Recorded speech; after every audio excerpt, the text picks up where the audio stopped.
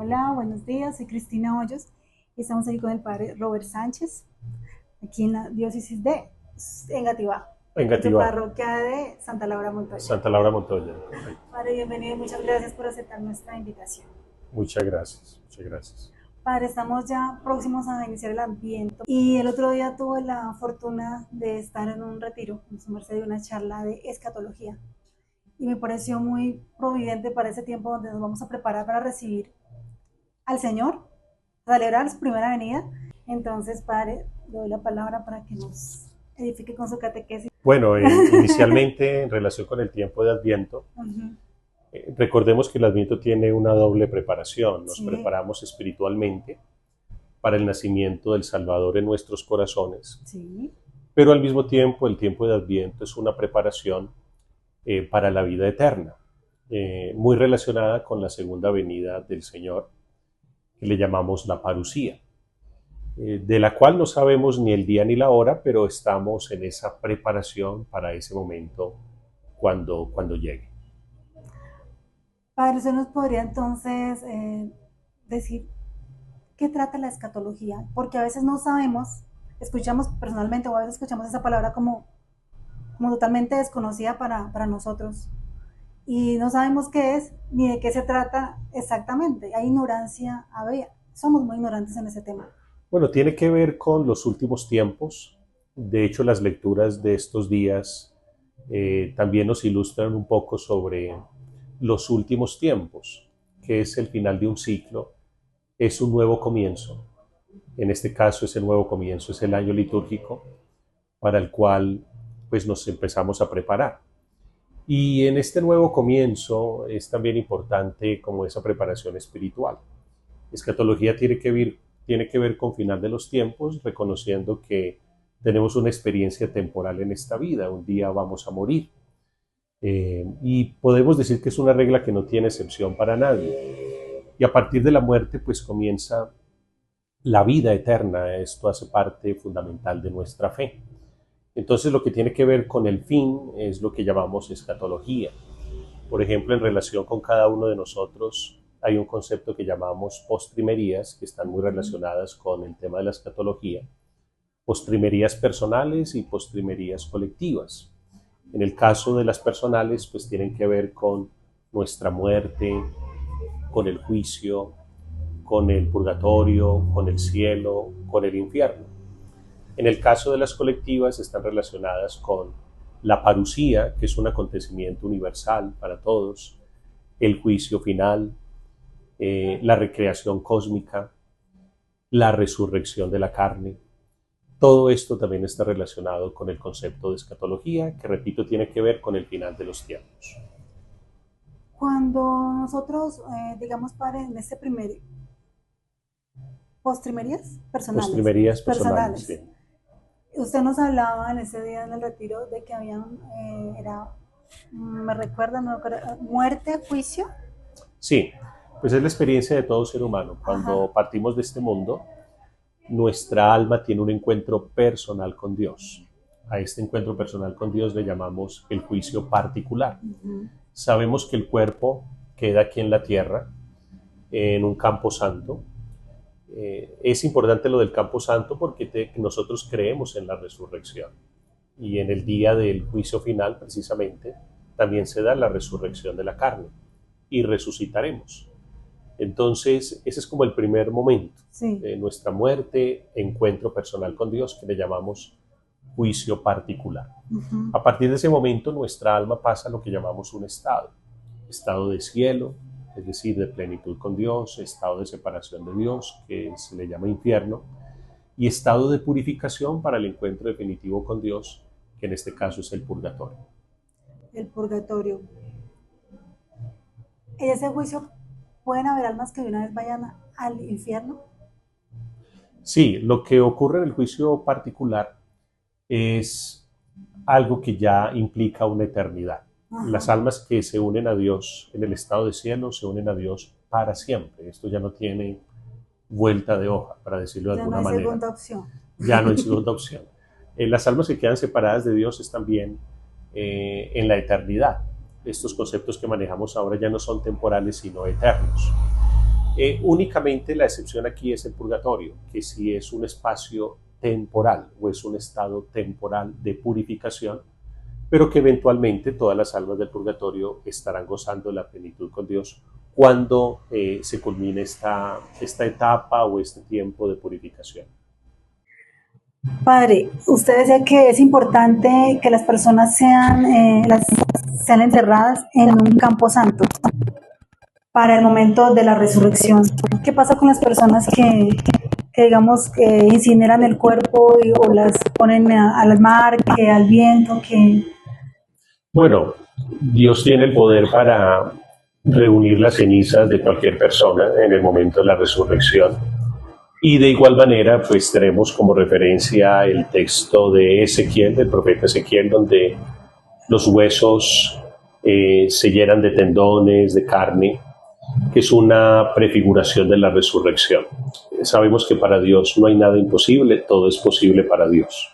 Con las postrimerías colectivas, que habla de la parusia, eso es otra palabra. Sí, la parusia significa la segunda venida de Cristo. Entendemos que ya la primera venida del Señor fue en un espacio temporal en esta tierra, cuando nace en Belén de Judea, crece en Nazaret, muere en Jerusalén.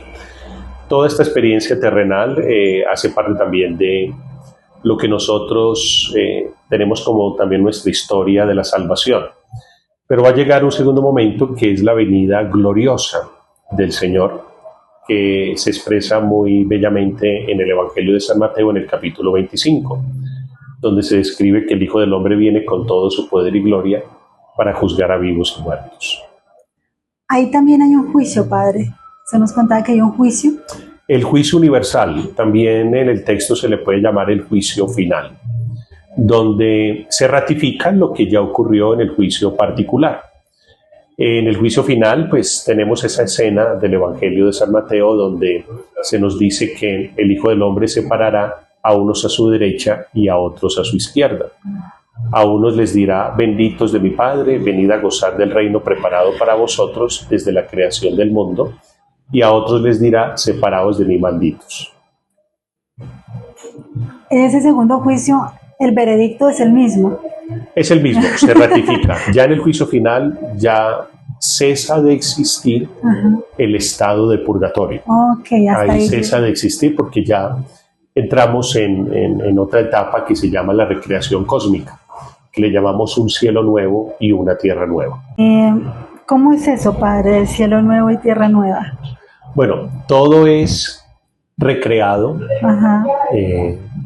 para la eternidad, y desde el goce de cielo en cuerpo y alma, porque ya se da la resurrección, y un cielo nuevo y una tierra nueva es también una referencia a la Jerusalén celestial, donde definitivamente el reino de Dios está implantado en todos los corazones y nuestros cuerpos ya son gloriosos. Por eso no son cuerpos limitados por la experiencia terrenal de tiempo y espacio. Son cuerpos glorificados en la resurrección. O sea que en ese momento es que ya estamos resucitados como resucitó Cristo. En ese momento, sí, en ese momento. Todavía no, porque para que eso ocurra, tenemos que pasar por una puerta. Aquí hago una referencia de nuevo a las postrimerías personales, por la que tenemos que pasar todos, que es la muerte. Sin muerte no podemos hablar de resurrección. Ok, Padre. O sea que en este momento las personas que han muerto están en el cielo, solo está su alma.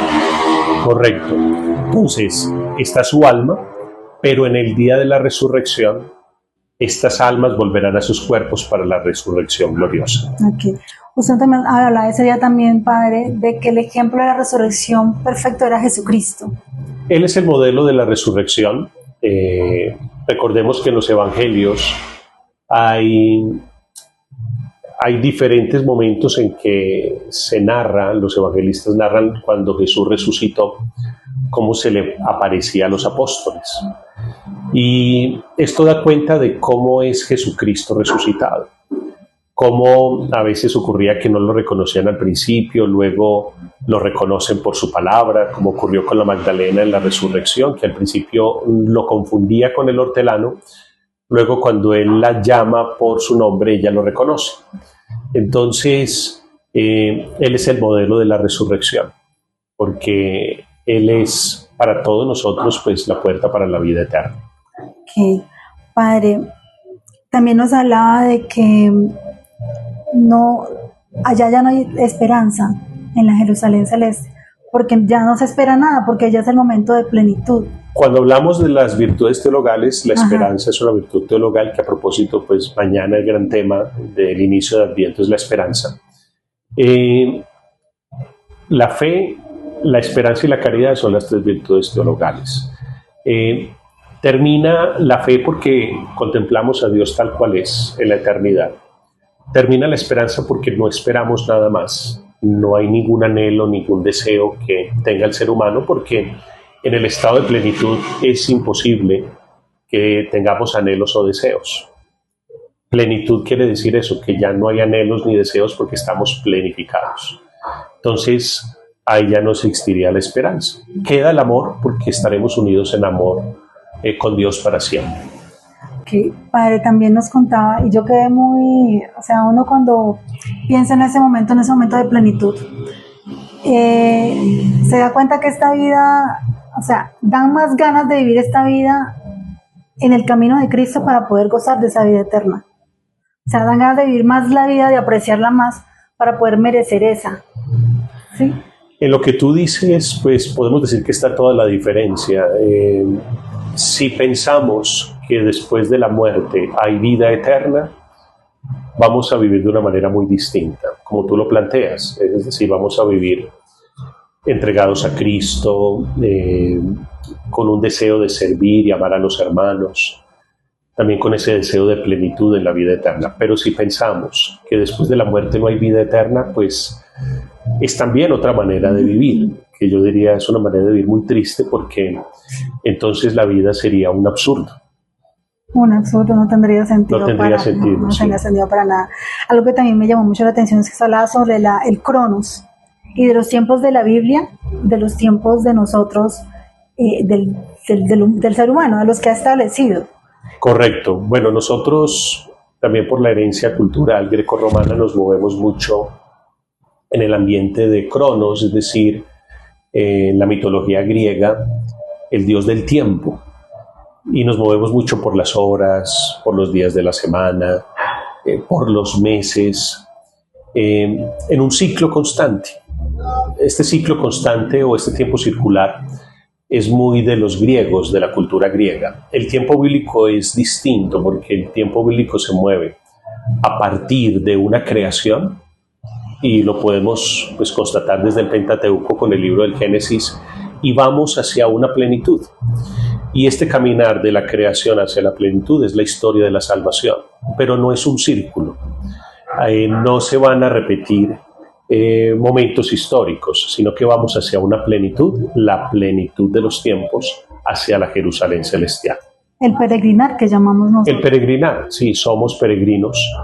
Y bueno, de hecho también al inicio de este mes, en noviembre, recordábamos la iglesia que es triunfante, es decir, la que está ya en el estado de cielo con Dios, la iglesia peregrina que somos nosotros, y la iglesia purgante que está siendo purificada para encontrarse definitivamente con Dios. Pero nosotros somos peregrinos que vamos hacia la plenitud.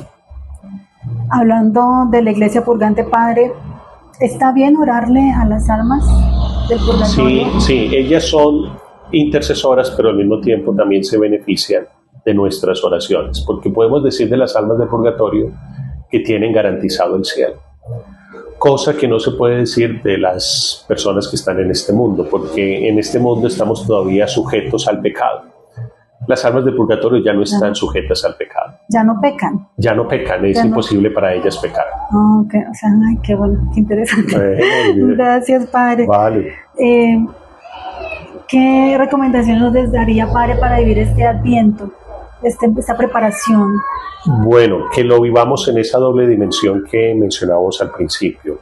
Vivamos el Adviento desde la dimensión de preparar nuestros corazones para el nacimiento espiritual del niño Jesús en nuestra vida. Porque Cuando culmina el Adviento y decimos Feliz Navidad, lo que estamos diciendo en el fondo es Feliz Nacimiento de Dios en tu vida y en mi vida. Pero si no nos hemos preparado espiritualmente, pues no tuvimos esa experiencia o nos perdimos esa experiencia. Este tiempo de Adviento es como esa preparación para el nacimiento espiritual del niño Jesús en nuestro corazón. Y también prepararnos en el sentido de que nosotros no sabemos ni el día ni la hora. Vivir siempre como con, no solamente el Adviento, pero constantemente con ese examen interior, de vivir cada día como también si fuera el último de nuestra existencia, porque llegará el día de nuestro llamado, o llegará el día de la segunda venida del Señor, que no sabemos ni el día ni la hora, pero que siempre estemos en comunión con Él. Esa es la cosa importante. Como las vírgenes. Como las vírgenes prudentes. Las correcto, prudentes. correcto. Padre, muchísimas gracias. Bueno, Cristina, claro siempre escuchaba ese tema de escatología y me parecía complejo, pero usted lo hace hoy digerirlo muy fácil. Bueno, lo importante es que no sea un misterio para ningún fiel y que podamos entender que estas son realidades espirituales y de nuestra doctrina que nos tocan a todos. Y que además nos llena de esperanza, porque siempre pensamos en la muerte. Perder a alguien querido siempre es doloroso, porque físicamente no lo vamos a poder ver. Y eso yo pienso que es algo que influye cuando perdemos a alguien. O sea, no lo vamos a volver a ver, y creo que ese es el miedo y la angustia que nos da. No poder volverlo a abrazar ni compartir. Pero saber que vamos a tener la vida eterna y que nos vamos a volver a encontrar debe llenarnos de esperanza, y saber que esto no termina aquí. Entonces vemos la muerte de otra manera, no como algo que no tiene solución, sino como una puertica para encontrarnos con Dios y con los seres queridos que hemos perdido. Así es, y esa es la esperanza, el reencuentro definitivo con nuestros seres queridos en la eternidad. Padre, muchas gracias. Bueno, Cristina, Dios te bendiga. Nos regala su bendición, por favor. Bueno, que el Señor nos bendiga en este tiempo de Adviento, que nos llene de su esperanza, que nuestra esperanza sea alegre, confiada siempre en el Señor.